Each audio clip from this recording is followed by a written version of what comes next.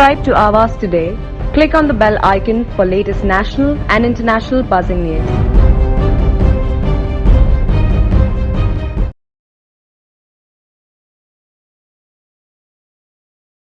महाराष्ट्र राज्य में ओबीसी आरक्षण को लेकर काफ़ी मुद्दा बना हुआ है। हमारे साथ बीजेपी विधायक प्रशांत ठाकुर साहब जुड़े हुए हैं। सर, ओबीसी जो आरक्षण का मुद्दा चल रहा है, क्या विरोध है, क्यों विरोध कर रहे हैं आप? महाराष्ट्र की आज की जो महाविकास आघाड़ी की सरकार है, इस सरकार ने महाराष्ट्र के ओबीसी समाज के ऊपर बहुत बड़ा अन्याय किया है। और आज की ये जो महाविकास आघाड़ी की सरकार है, ओबीसी समाज जो आज महाराष्ट्र में 52% से भी ज़्यादा है, उसको ख़त्म करने की कतार पर है।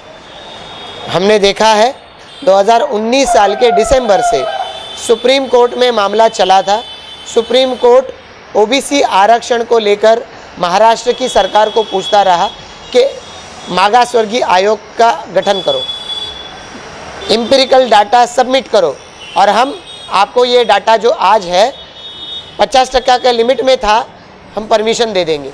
पर उसके ऊपर महाराष्ट्र की सरकार ने कोई निर्णय नहीं लिया और उसका नतीजा ये हुआ कि सुप्रीम कोर्ट ने ओबीसी का आरक्षण ख़त्म कर दिया। अब ऐसे में अब देवेंद्र फडणवीस जी ने बार बार कहा था कि आप ओबीसी आयोग का गठन करो, आप उसके साथ साथ एम्पिरिकल डाटा कलेक्ट करने के लिए उनको सारे संसाधन आप उनको दे दो। दुर्भाग्यवश महाराष्ट्र की महाविकास आघाड़ी की सरकार ने नहीं किया। आज जो ओबीसी समाज है रायगढ़ ज़िले में, यहाँ की जो विभिन्न जनजातियाँ हैं, अगरी समाज है, कोली समाज है, कराड़ी समाज है, यहाँ पर साली माड़ी और अन्य भंडारी से लेके विभिन्न समाज है, ये समाजों में आज ओबीसी आज जो लोग हैं, ये ओबीसी लोग जो आज हक से जो चुनाव लड़ पाते थे, ये चुनाव लड़ने के ऊपर राज्य के चुनाव आयोग ने अब यहाँ पर स्टे ला दिया और कहा कि जो चुनाव चल रहे हैं, नगर पंचायत के चुनाव चल रहे हैं, जो 21 तारीख को होने थे, ये चुनाव नहीं होंगे। इसका मतलब ये होगा कि अब जब नगर परिषद में पार्षद नहीं चुन के आएंगे, नगर पालिका में पंचायत समिति, जिला परिषद, ग्राम पंचायत, यहाँ पर ओबीसी समाज के अगर वहाँ पर सदस्य चुनकर नहीं आएंगे तो सरपंच नहीं बन पाएंगे, पंचायत समिति मेंबर पंचायत सभापति नहीं बन पाएंगे, जिला परिषद मेंबर जिला परिषद सभापति नहीं बन पाएंगे, नगर पालिका के अध्यक्ष नहीं बन पाएंगे, महापालिका के यहाँ पर मेयर नहीं बन पाएंगे। और इसका ये नतीजा होगा कि आने वाले समय में ये सारे लोग मिलकर कल विधायक नहीं चुन पाएंगे, एमपी नहीं चुनकर आएंगे। ऐसे में मैं समझता हूँ कि ये बहुत बड़ा अन्याय ओबीसी समाज के ऊपर महाराष्ट्र की महाविकास आघाड़ी की सरकार कर रही है। सर, आने वाले समय में अगर इस तरह की कंडीशंस रही तो ओबीसी पर क्या फ़र्क पड़ेगा?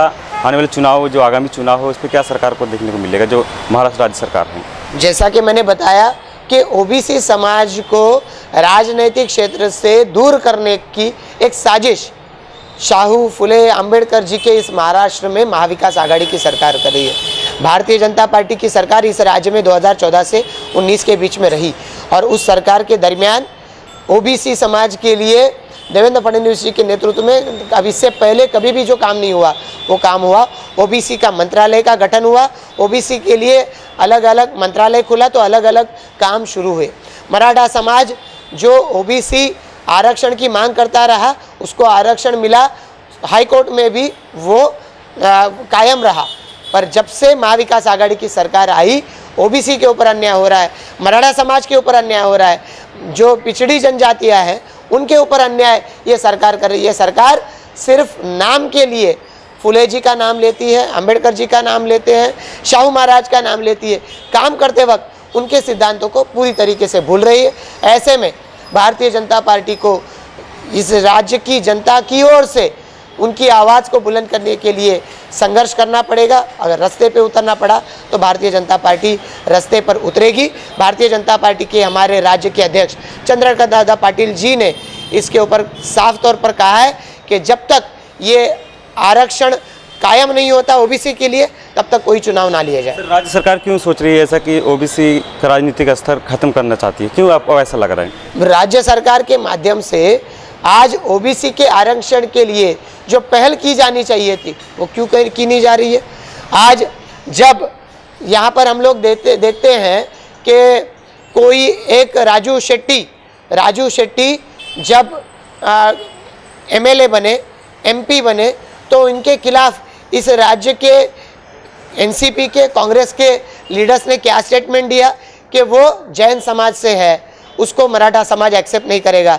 तो ये राज्य में ये जात का जो इशू है कौन बना रहा है? देवेंद्र फडणवीस जी जो कास्ट से शायद ब्राह्मण है, पर जब राज्य के सीएम रहे तो मराठा समाज का आरक्षण उन्होंने ही लाया। मराठा समाज का आरक्षण हाई कोर्ट में उन्होंने वहाँ पर कायम करके दिखाया।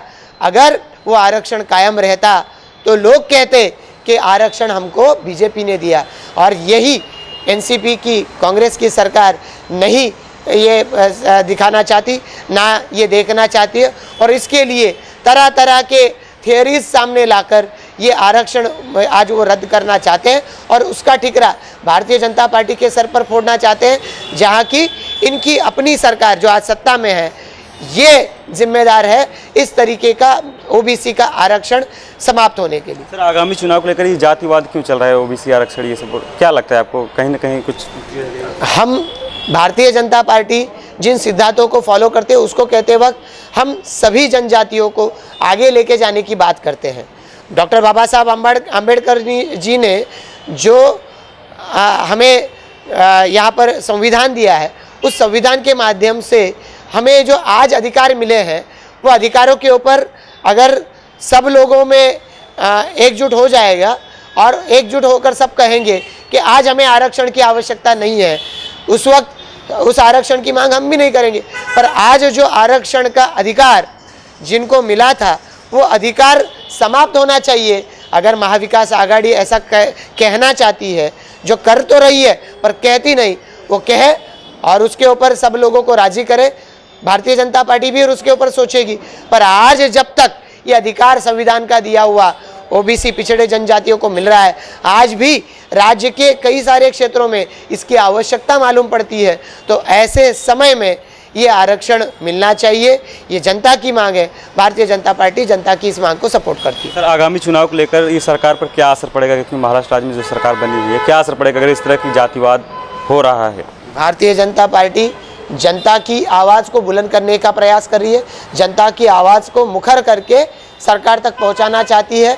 और अगर सरकार उनको जिसमें पैसा मिले, उनकी तिजोरियां भरे, ऐसे मामलों में निर्णय त्वरित ले सकते हैं।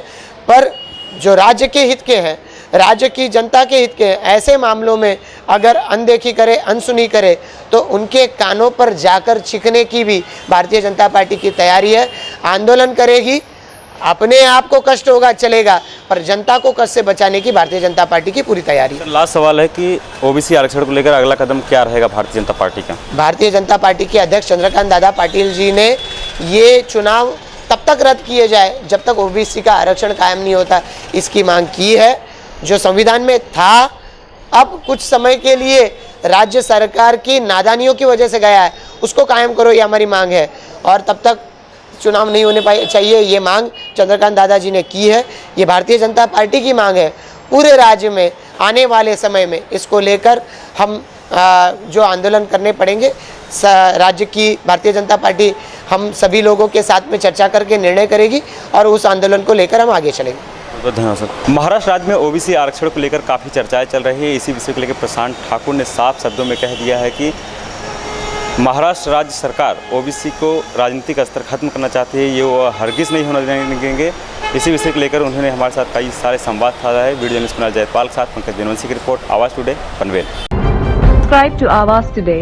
Click on the bell icon for latest national and international buzzing news.